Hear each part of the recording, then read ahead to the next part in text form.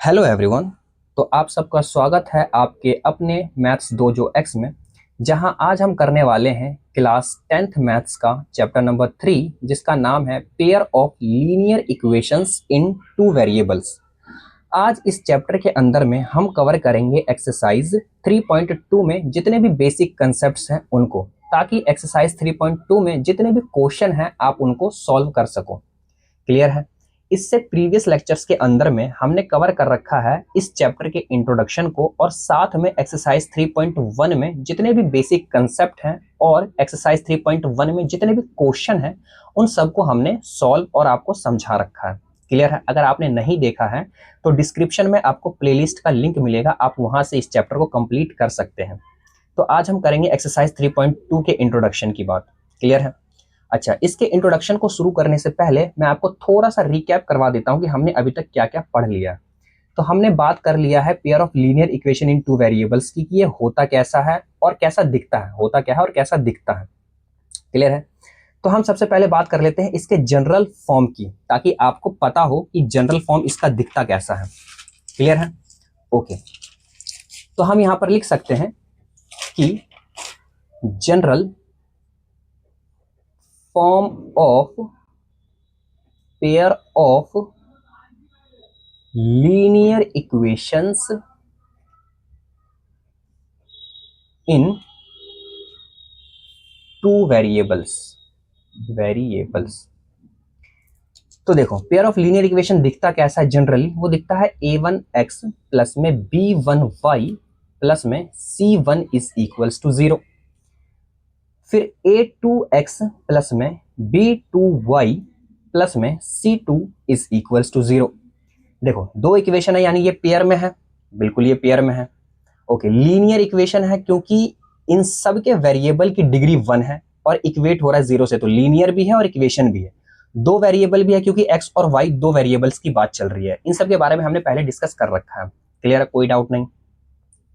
फिर हमने बात करा था कि in pair of linear equations in two variables के सॉल्यूशन की। सॉल्यूशन का मतलब होता है कि x और y की वो वैल्यू जो इन इक्वेशंस को सेटिस्फाई करे एक बार में। क्लियर है? तो थोड़ा सा उसके बारे में भी देख लेते हैं कि सॉल्यूशन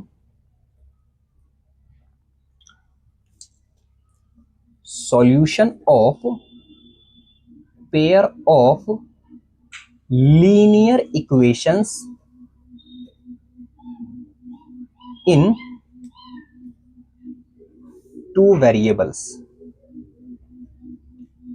देखो, सॉल्यूशन का मतलब तुम्हें समझ में आ गया कि x और y की ऐसी वैल्यू जो दोनों इक्वेशंस को सेटिस्फाई करे। सिंपल x और y की वैल्यू होता है इसका सॉल्यूशन। सॉल्यूशन निकालने के हमने दो मेथड देखे थे। ठीक है? कौन कौन से मेथड होते हैं? एक मेथड हमने देखा था ग्राफिकल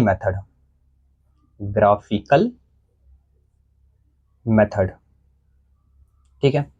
दूसरा मेथड देखा था हमने अलजेब्राइक मेथड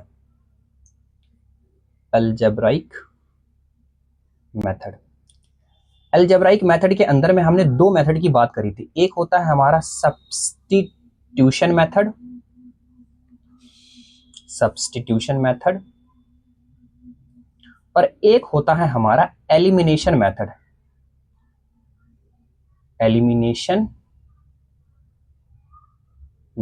क्लियर है? हमने अभी तक ग्राफिकल मेथड की बात कर रखी है क्योंकि 3.1 के अंदर में जितने भी क्वेश्चन थे वो सारे ग्राफिकल मेथड के बारे में ही थे। ठीक है?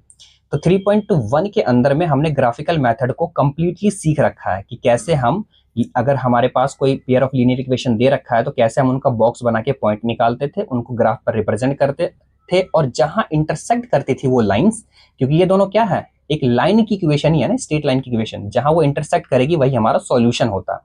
तो ग्राफिकल मेथड हमने सीख रखा था। इस लेक्चर के अंदर में हम बात करेंगे सब्स्टिट्यूशन मेथड की। ठीक है? जो कि 3.2 है। 3.3 के अंदर में हम बात करेंगे एलिमिनेशन मेथड की। तो आज हम सीखेंगे सब्स्टिट्यूशन मेथड के बारे में। ठीक है? लेक्चर बहुत छोटा और बहुत आसान होने वाला है, तो आपको घबराने की जरूरत नहीं है। बहुत आसान कंसेप्ट है ये। ठीक है? जैसे हमने ग्राफिकल मेथड को सीख लिया है, वैसे अब हम सब्स्टिट्यूशन मेथड को भी सीख लेते हैं, ताकि आपका 3.2 एक्सरसाइज जो है वो आसानी से कंप्लीट हो सके। क्लियर है? तो नेक्स्ट पेज पर देखते हैं हम सब्स्टिट्यूशन मेथड्स के बारे में। ठीक है? बहुत आसान कंसेप्ट है ये। सब्स्टिट्यूशन आपको इस लेक्चर के जो नोट्स हैं वो आपको टेलीग्राम पर मिल जाएगा, और आपने अगर टेलीग्राम ज्वाइन नहीं कर रखा है तो डिस्क्रिप्शन में लिंक मिलेगा, आप वहां से ज्वाइन हो सकते हो, जहां आपको रेगुलर बेसिस पर नोट्स मिल जाएंगे और साथ में जो भी वीडियोस आएंगी उनकी इन्फॉर्मेशन मिल जाएगी। सब फ्री ऑफ कॉस्ट है, कोई पैसे आपको कहीं भी देने की जरूरत नहीं है। तो देखते हैं सब्स्टिट्यूशन मेथड्स के बारे में। देखो, सब्स्टिट्यूशन मेथड के अंदर में हम एक एग्जांपल ले लेते हैं ताकि आपको सब्स्टिट्यूशन मेथड समझ में आए कि हम सब्स्टिट्यूशन मेथड का इस्तेमाल करके किसी पेयर ऑफ लीनियर इक्वेशन का सॉल्यूशन निकालते कैसे हैं। तो एग्जांपल देख लेते हैं। मान लो हमारे पास दो पेयर ऑफ लीनियर इक्वेशन दे रखा है। एक दे रखा है x plus y is equals to 14, equation 1, और इक्वेशन 2 दे रखा है x minus y is equals to 4, ये दूसरा इक्वेशन है। ठीक है, अब सब्स्टिट्यूशन मेथड के अंदर में क्या होता है, उसके अंदर होता है कि हम इक्वेशन 1 को लेते हैं, उसके अंदर किसी एक वेरिएबल की वैल्यू को निकालते हैं और दूसरे में सब्स्टिट्यूट कर देते हैं ताकि वो वैल्यूज निकल जाए। कैसे? मान लो हम फ्रॉम इक्वेशन 1 से शुरू करते हैं। फ्रॉम इक्वेशन 1, इक्वेशन 1 क्या है हमारा? x plus y is equals to 14, ये है। यहां से किसी एक वेरिएबल की वैल्यू निकालो। मान लो x की वैल्यू निकाल लेंगे, तो x के अलावा जो भी है सब वो उधर भेज दो। तो x इज इक्वल्स टू 14, इधर y है तो y प्लस में है तो इधर आके माइनस में हो जाएगा, तो माइनस का y। तो ये x की वैल्यू आ गई ना। ठीक है, इसको मान लो इक्वेशन 3। क्लियर है? कुछ नहीं करा हमने, इक्वेशन 1 को उठाया है यहां से, ठीक है, और इसमें से हमने किसी एक वेरिएबल की वैल्यू को निकाल लिया। वेरिएबल की वैल्यू निकालने के लिए हम क्या करेंगे, जो भी इधर है उन सबको इधर भेज देंगे, जिनकी वैल्यू निकालनी है बस उसी को इधर रखेंगे। तो x की वैल्यू निकल गई यहाँ से, इसको इक्वेशन 3 मान लिया। ठीक है, अब हम क्या करेंगे, इस x की वैल्यू को ना इसमें पुट कर देंगे। ठीक है, तो हम यहाँ पर लिख सकते हैं सब्स्टिट्यूट। देखो, आपको यही स्टेप्स पेपर में भी लिखना है। ठीक है, substitute the value of x in equation 2। ठीक है, ये जो x की वैल्यू निकली है, इस x को अब हम 2 में पुट कर देंगे, क्योंकि 1 से निकाला, अब 2 में पुट कर देंगे। तो 2 में पुट करेंगे, 2 है क्या, x minus y is equals to 4। x की जगह मैं क्या लिख सकता हूं, 14 माइनस वाई ना, तो लिख देता हूं 14 minus y minus as it is, और y की जगह हमने y लिख दिया, इज इक्वल्स टू 4। क्लियर है? ओके, अब इसको सॉल्व करते हैं। 14 माइनस में y इज इक्वल्स टू 4।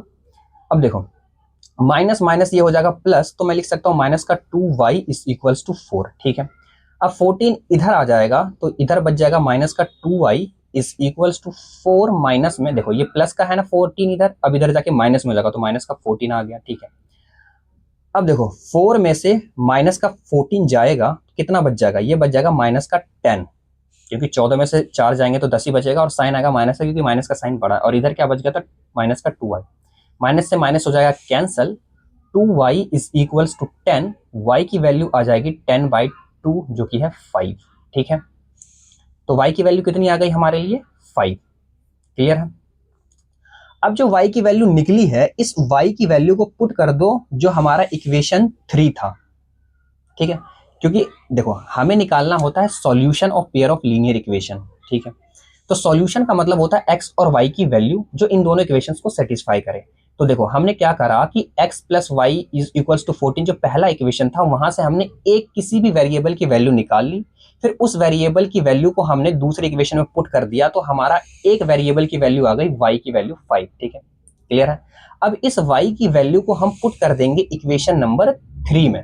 ठीक है, तो मैं यहां पर लिख देता हूं आपके लिए, क्या है हमारा कि put the value of y in equation 3। ठीक है, क्या था 3 equation, x is equals to 14 minus में y, तो y हमारा क्या निकल गया है, 5, तो x की वैल्यू कितनी आ जाएगी, 9। ठीक है, तो हमारा x भी निकल गया और हमारा y भी निकल गया। ठीक है, तो x और y की वैल्यू को ही हम कहते हैं सॉल्यूशन। क्लियर है? बहुत आसान कंसेप्ट है, कोई आपको टेंशन लेने वाली बात नहीं है। उम्मीद है आपको ये लेक्चर समझ में आया होगा, क्योंकि ये जो कंसेप्ट है बहुत आसान है और इसमें हमने बहुत आसानी से इसको सीख भी लिया है। ठीक है, इसके नेक्स्ट लेक्चर में हम करेंगे 3.2 में जितने भी क्वेश्चन हैं इस कंसेप्ट से रिलेटेड उनको कवर करेंगे, ताकि आपको ये कंसेप्ट और भी अच्छे से क्लियर हो जाए। क्लियर है? तो आज के लिए बस इतना ही, मिलते हैं नेक्स्ट लेक्चर में, तब तक के लिए थैंक यू, बाय बाय।